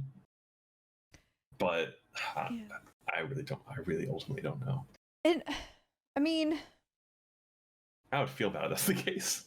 yeah, I'm also wondering like on their part if it's a matter of if you guys have similar like similar stuff on paper. Like on paper it makes sense for you guys to collab, to interact, to like this seems like good compatibility to eventually like be friends in the space or what have you. I wonder if it's on their part, if you're having these similar thoughts, if they're feeling like they screwed up somewhere and therefore like they don't want to make the like initial interaction after the fact. Because I know like for I guess just like for me from Friday, it's one of those like, oh my God, I took up everyone's evening that long. I feel so bad. And like worst case, it's like, I don't know that they're going to want to collab again. Obviously that's not like, I don't think that's the case by any means, but just kind of like bearing my initial thoughts afterwards. It's one of those like, no, I need to bury that because they stuck around. They were great. Thank them. And like, and plus like it's people in our space. So it's definitely like if something were an issue, it would be brought up. No doubt kind of thing. Yeah. So like but those are like, if I was in a situation where I was collabing with a person that is not thingy or within our atmosphere, our niche of people, then I know those thoughts would be much louder. Therefore, I don't know that I would have like said as much, if that makes sense. Yes, and to this thing that I'm talking to, I almost wonder also if there is just a variable that's not being seen. I wonder if that kind of more falls into the realm of like, oh, how do you make friends? You know, because it could be a thing of like, you guys, you know, it's a one-on-one thing. You'll have overlapping interests. You have things in common. You get along just fine. Like nothing negative, and it's pleasant conversations. But there's like, maybe there's some like key variable that's missing there. That then, because like there was equally one or two of these things of these types of collabs that were one-on-one. And we've never collabed again, but we talk all the time. And like there was some metric there that like friendship was able to form. Okay, so you guys are friends. You just haven't breached the topic of another collab? No, so I'm describing two types of outcomes. Oh, okay. A one-on-one collab where we then never talk or reach out again. Okay. And a one-on-one collab where we then never collab, but we then talk all the time. Okay. So two different outcomes within this kind of like initial, you know, couple hour long interaction. Do you think there's an element of like you guys just haven't had enough interactions to merit setting that up again, whether it's for collab purposes or like progressing a friendship? Yeah, exposure could maybe be a factor. I don't know. I guess like ultimately, are you wanting to like readdress that and like fix it, or is it just something that you're like, I think that the time has passed and therefore like it kind of is what it is, unless there's a future opportunity or something that's more of like group oriented to, I don't know, rekindle it is probably a bad way of putting it, but. So I wouldn't say the time has passed. Okay. I also wouldn't say I'm like actively looking to like put effort into it. That's fair, dude. You're busy, so I get it. But yeah, and again, like I am busy, and that kind of leans to like that threshold theory. Of like maybe that's, you know, maybe that's a factor, or maybe there's just some it's either that threshold theory, or it's the there's just some variable that like I'm not seeing, that like that variable wasn't maybe present, and these things that became friendships, and it wasn't present in these things that didn't become friendships. Because like sending out a DM every now and then isn't you know, egregious, isn't a huge time sink. No. Which has been like proven with like these ones that like have flourished into friendships. But it is just definitely a phenomenon that I've like both seen and experienced, that I'm like, I do not know. Yeah. How about that? Because it was like a similar vein of like, again, to one of your initial things saying of like, you know, you meet somebody new, you don't really know them, you have to go through small talk, and there's nothing in common, and you're just like, I'm just ready for this to be done. Or I had like a different experience, but like almost kind of a similar end result, where it's like you still don't see them again afterward. Yeah. But everything went fine. Yeah. I feel like that day will come for me in terms of that experience. But otherwise, like, if they're, and I don't know if you want advice or anything, but I guess it's just one of those, like, maybe try again on a much more like chill level in terms of like, is there a friendship? I don't know. Yeah, and maybe sometimes there isn't. Yeah, and sometimes, you know, if you guys don't vibe together, you don't vibe together. There's no harm there. It's just kind of like, I am finding it difficult to keep a conversation going because I don't know that we have that much in common to talk about. And if we do and I'm not seeing it, maybe that's something we can like work on. And I think another thing that can happen too is that you can just be in similar like social spheres of people, and it's very like shallow surface level stuff, and then like later on there might be an event or something that then flourishes that out later. Yeah, exactly. You get another opportunity that's more, maybe it takes the pressure of just being you two, and it's more of a group setting that's like, oh, you're vibing off of other people's energies, therefore it's a much more like relaxed it's like feel. there has to be a stronger anchor. Yeah. Yeah, that's what I want to say about that. That's what the collab bullet point was. Okay. For the small talk, I equally just dread small talk, and I've like had to. I had a few things that like has helped my mindset a little bit to like my attitude towards small talk was very negative, and like I was fine with it being very negative. Like, yeah, it is stupid. I don't like it because it's dumb. Yeah, it's like, can we just get to where we're talking about like in-depth things instead of like, how's the weather? Oh, you have a dog? That's cool. Like, let's get on to more of things. Granted, I love my dog. I talk about her all the time, but still, you know what I mean. Why are you talking about the weather for 10 minutes? I know, like that's mind numbing. Yeah. Ugh. And half the time I make a terrible joke about it or like bitch about it being from Texas. I'm either bitching about it being too hot or too cold. So whatever. First says, I've been dealing with people who say they're a friend, but more of a fake friend. Oh. That can lead to a whole other kind of like spin-off topic because, you know, what are their intentions at the end of the day? It's kind of my question when it comes to a situation like that. Yeah. That might end up resulting in maybe being more reserved about a few things in the friendship and seeing if that is a huge bother to them or that's tricky to navigate for sure. Yeah. The small talk stuff have had a negative viewpoint because it's just dreadful. And I would rather just be able to dive into the deeper stuff.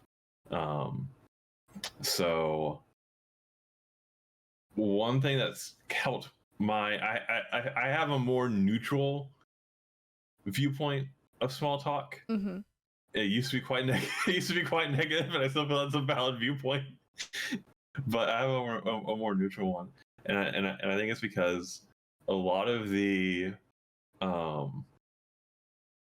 fun, deeper, enjoyable conversations that I would love to like dive into,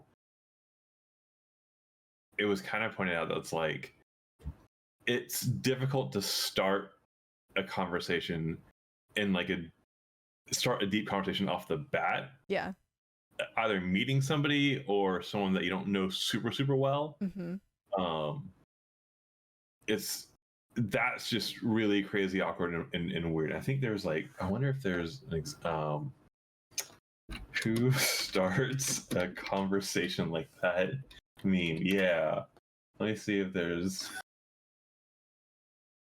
can I find, no I know I stopped streaming to you, but I'm sure it's acting all funky anyways, but yeah, I'll throw it up on stream if you find something.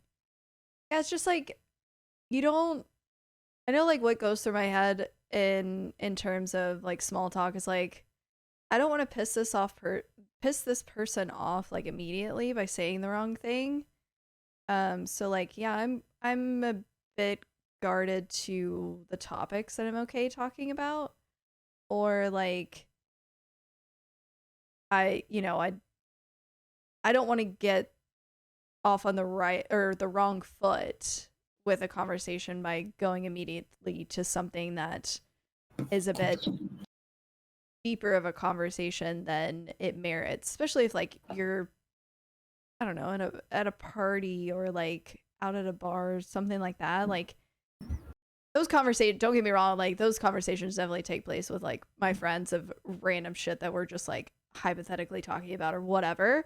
But like a new person is kind of like, okay, you got to keep it lighthearted. Like, oh, what do you do for a living? And things like that. And you're just hoping they say something that you're like, oh, I'm a part of that too. Or like you have something to further that conversation to then like dive into other topics. Yeah. But I saw the train of thought of like, effectively you can use small talk as like a vibe check. Yeah. Of seeing kind of how they're doing that day, where they're at, of like using it as like a check-in, and then kind of like past that, kind of testing the waters of maybe like, oh hey, does this person like have the bandwidth for like a deeper conversation? And so I think there's like probably better small talk questions and topics that can help like gauge all that and suss it out to like help bridge into, and as like a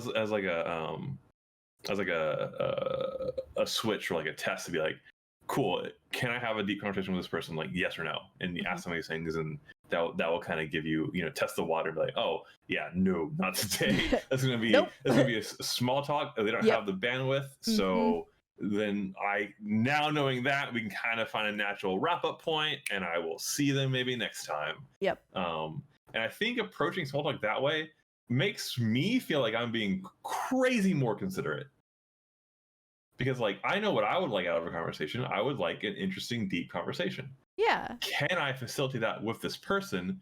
Let me ask these questions, test that water, and see if I can get that out of this person today. And if not, then no. Yeah.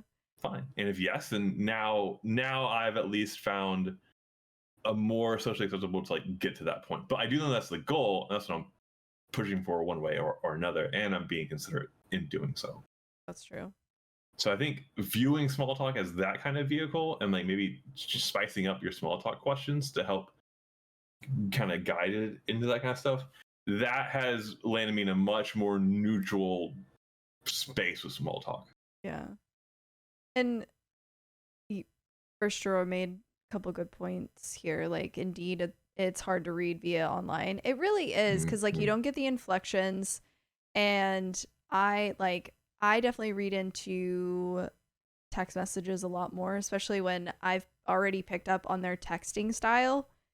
And then for example, when you are one that does not generally put in periods at the end of your sentences, and now you're throwing periods, I'm like, okay, why are you being serious now? What did I do? Like, immediately asking all these like internal questions of like, they're not having a good day, what happened, like they've changed. Like, I notice a change even in like the way they're speaking to me, whether it's being short, whether they're, like I said, they're adding periods at the end of the sentence that they generally don't do, or things like that. It's like, okay, what's going on is kind of my gauge on how to like navigate those not in person interactions. Yeah. And then the other point, I try and steer the conversation to a topic I'm comfortable with. Yeah, because if you're comfortable talking about it, then you're not as nervous or what have you. And you have some like common ground with that person is what you've like achieved at that point. Yeah, I agree. Yeah. I know you had 2 other points. I lost steam on them. One was kind of jokingly. It's been going around where I've been asking some folks that I know a little more. of like, should I develop a god complex? Would that look good on me? Should I go? I've asked Cure this, and Cure's been like, no. Cure's been he's like, absolutely not. I was like, what? But no way. What? I know there's like a mini petition going on around Gentleman Barkus again. Yeah, there has been. You're wanting to see that, but one of the things that someone said against this was like, they're like you just want to make all the rules. Like, I don't want to, like, God complex is about making the rules. It's about idol worship. About what worship? Idol worship. Oh my god. It's not about being in charge. I don't care if I'm in charge or not. It's not about that at all. Oh my god. See, it's a good look. It's like a good, right? It's yay, nay. Where do you land? No. I think it would be funny for you to portray that.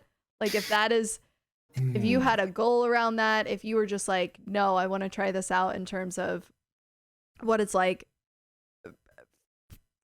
fulfilling that persona, have at it. I think it would be entertaining. That's kind of where I stand. Okay. Where's the... Hell yeah. All right. Okay. That's my takeaway. In that same jokative vein, like a small thing, like, because you said, you know, when you meet new people, there's like a nervousness, kind of bringing some of that god complex energy. If I meet a new person, sometimes the mindset that I have is like, oh, you're meeting me, so you need to impress me. Oh my god. No. No, that is not okay. I'll tell you, man, I am not nervous. But honestly, people are like that sometimes. People do be like that sometimes. Yeah, I'm like, what do you have to? You know, I won't say the words. What do you have to say to me? But like the thought process is like, oh, you get to meet me. What is it that you have to say, or yada yada? Like, yeah. Like, let's see what you got. Why should I put my time towards you? And it's clear in terms of the body language, and then like if they're giving you this like up and down look, like, and you are kind of like feel to it. Yeah, no. And yeah, it's very different. It's extremely to like say those things to a person, exhibit that kind of body language to a person, versus back of your head. Yeah, it's one of those like, you have like big balls in this moment, and I don't understand why. Like, why are we acting like this? Yeah. Yeah. Definitely more it's presented as like, I'm meeting you, I'm giving you the floor to talk, to strike a conversation, to see where it goes, to see what you have to say. Yeah. All those kinds of things. So this in a advantageous sense, you know, means that I'm not burning through my social battery on small talk. I'm really letting you like take the show. Yeah, show me what you got. Show me what you got. Like, why should I continue talking to you in this manner? Yeah. I wouldn't, like, you know, if someone I'm meeting and they say a few things and have a few stuff to say, I wouldn't reply of that's it. I wouldn't. You know, that would not be. No. That is a don't. That's in the don't category. Yeah, no, do not. Make some of these. I need to make some of these distinctions.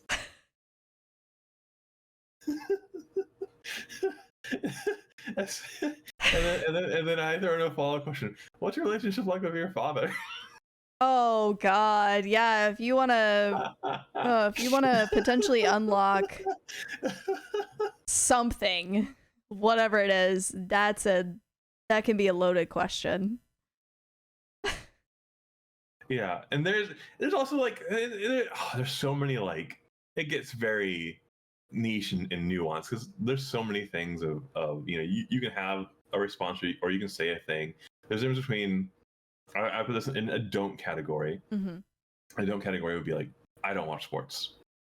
I think a better way to do that is like, you know, I never really found any sports that I could like super get into or like really follow. Yeah. Because then at least you're leaving the conversation open to like, asking, what do you like about sports? Like, oh, you like football? Why? Like, well, what about it is interesting to you? Oh, you played it? Oh, that's cool. Yeah. What's your relationship to your robot? Trap.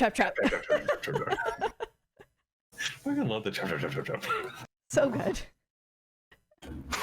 The line that I never got to use during that session of as Trapper, that was like, it was kind of savage, and I was like, I am not. Part of me wants to. Part of me wants to bust this out for humor. Part of me wants to be like, oof. Trapper would definitely say this and be like, oh, where's my wait? Let me find my Trapper list real quick. Yeah, it's right here. It would be like, you know, Huntress, if you had traps like mine, maybe your mother wouldn't have died to that deer. Which is, it's so good though. Yeah, it's on brand. Yeah, it is. That's on brand. I was sitting on that like not most of the session, but for a while. You should have said it. You should have said it in one of the group settings. I will take that. But you know what? I was worried. I was like, I don't know if that crosses the line or not. Nah. You were in character in that moment as Trapper. I would assume. Okay. Yeah, when available, like, yeah. No, I think that would have been fine. Okay. All right. Yeah. I think there's definitely 2 moments where I had that window to do so. I was like, I don't know. That one would have been fine. Okay. All right. Well, I'm glad I asked. It's important to ask these after things. the fact. After the fact. After the fact. Yeah. But I feel like there's like a meta-ness of that I can take away and kind of bring elsewhere. Yeah. Because in that case you're in character. I don't think that crosses the line.